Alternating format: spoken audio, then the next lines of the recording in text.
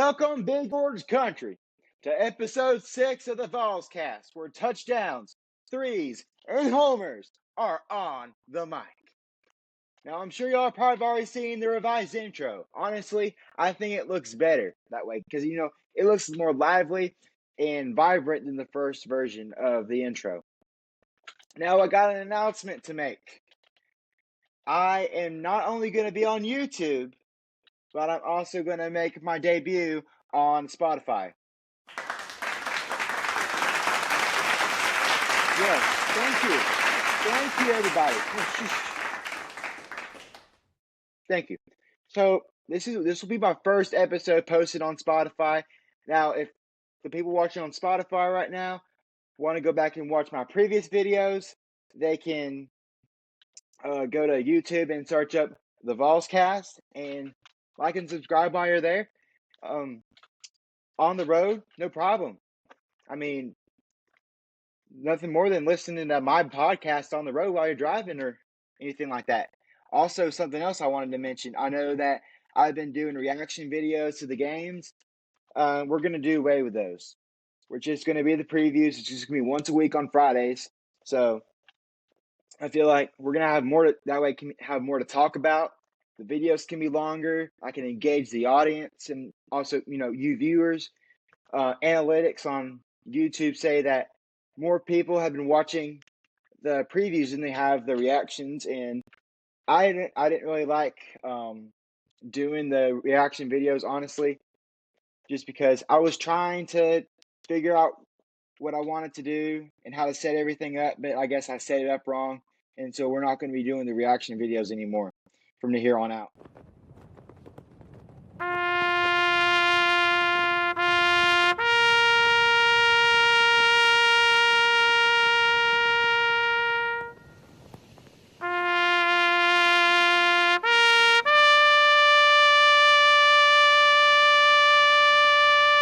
So now that I got the general announcements out of the way for my channel, we're going to get to the game day preview, week 3 versus Kent State. Sellout crowd, night game in Neyland. What more can you ask for? Nico is now the 2-time SEC Freshman of the Week. Josh Heupel said Monday that running back Cam Selden, defensive back Jacoby Thomas, and linebacker Caleb Perry will all be available for Saturday night's matchup versus Kent State. Tennessee right now is currently projected to win. Tennessee currently has a 99% chance to win Saturday night's game. And I know last week's game, Nico, he did perform well. He threw a couple picks, but that was expected of him to throw a pick this year because how else are you going to want to prepare for the years to come and want to take your team to a national title potentially now that we have the 12-team playoff? I'm predicting Nico to throw 17 out of 24 passes completed, 359 yards, and 5 touchdowns. Running back Dylan Sampson, I'm projecting him to carry the ball 23 times for 234 yards. And the entire defense, includes the defensive line, the safeties, the whole 9 yards. I'm guessing around 3 sacks, 4 tackles for losses, and 2 interceptions. I know I'm asking for a lot of y'all, but I hope y'all play well. Then I know y'all will. I have faith. Score prediction. I predict that the score will be 67-7. Now I'm like, oh, it's Kent State. Are you projecting them to have a touchdown? Well, think about it. We didn't let Chattanooga score until the second half. We didn't let them get past midfield in the first half because we have all of our starters playing in the first half. You don't want to get any of your players hurt against a team like that. That's not worth playing your good players. Because I know James Pierce, I'll go back. I know I mentioned this a few weeks ago.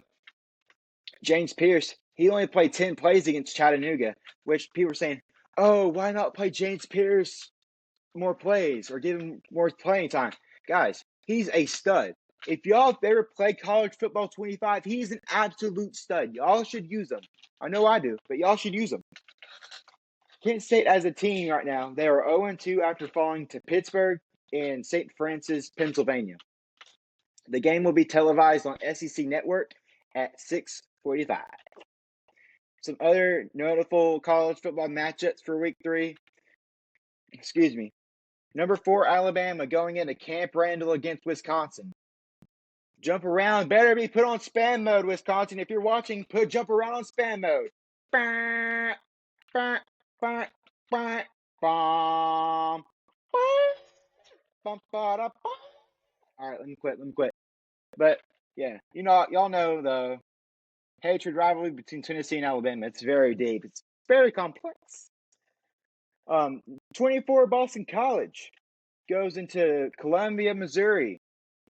This might be one of the most pivotal matchups this year if Boston College wins, because I know they just went to Tallahassee last week and pulled off an upset against Florida State, which I know Florida State didn't look too well in Week 1, but to go into one of the most hostile environments in all of college football, one of those renowned schools, and be able to pull off an upset is huge. And 16 LSU goes into the other Columbia, South Carolina, which that's actually going to be the location of game day, which I'm not opposed to where they go, but I would rather see them go to some place like Alabama, Wisconsin, or Boston College at Missouri, some other location besides LSU at South Carolina, in my opinion. But South Carolina right now, they are first in the SEC right now. Well, you're probably wondering why. It's because in Week 2 they played Kentucky and they ended up winning, and they have an overall record of 2-0 and a 1-0 record in conference, and everybody else they haven't played anybody in conference, so that puts them at the top right now. But we all know that won't last long. I'm projecting the top 4 right now for SEC. Probably Texas, Ole Miss, Tennessee, Georgia, maybe even throw Alabama in there. I don't know about Alabama. Honestly, Oklahoma might sneak in there. Just never know. You just never know. Number 9, Oregon goes to Oregon State. For those of you that watched Oregon's first 2 games, they didn't look as sharp as everybody thought they would. Getting all these recruits and stuff like that. I know Dane Lanning, he got, I think, some amount of millions of dollars in NIL money just to recruit people. I think that's how it was. I know Calipari in basketball, whenever he got hired at Arkansas, they gave him like I think $7 million just to recruit people. And also, speaking of basketball season not too far away, which also means that the basketball segment for this podcast, the VolsCast, will be rolling around, and I know it'll conflict with football as well, but we'll figure out a way. But back to what I was saying about Oregon. They didn't look too pretty against Boise State and Idaho. Both of them were close games, and they just got to perform well. I mean, they were ranked 3rd in preseason, and they ended up dropping down both weeks, and now they're ranked 9th. And Week 2, I think they were ranked 7th. So I know that was all pretty fast. Again, I'm going to try to integrate the reaction videos. I don't know if I mentioned it whenever I first mentioned that I was going to do away with the reaction videos, but I'm going to mention it now.